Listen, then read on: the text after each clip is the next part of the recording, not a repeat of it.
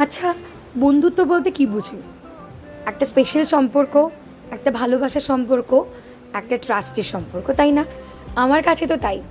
আমি মনে করি যে কোনো সম্পর্ক, হাজব্যান্ড ওয়াইফ, মা বাবা, শ্বশুর শাশুড়ি, পিসি কাকা, ভাই বোন, যেই হই না কেন, প্রত্যেকটা সম্পর্কের মধ্যে না বন্ধুত্ব খুব ইম্পর্ট্যান্ট।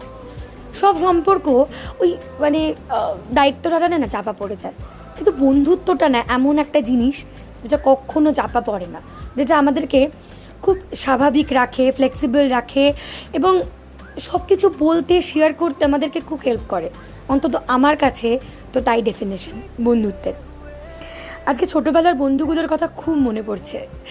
শাইনি, তুলি, অর্পিতা, তিতা, স্বর্ণালী, তনয়, রিকু, তনু, খুব মনে পড়ছে। আমার কাছে আমার মা, পুষি, পিসিমণি, আমার শাশুড়ি, আমার ননদ, আমার ভাই বোন এবং আমার কৌশিক আর আমার নানু, এরাও আমার ভীষণ ভীষণ প্রিয় বন্ধু। তাই আজকের দিনে আমার সকল বন্ধুদেরকে জানাই হ্যাপি ফ্রেন্ডশিপ ডে।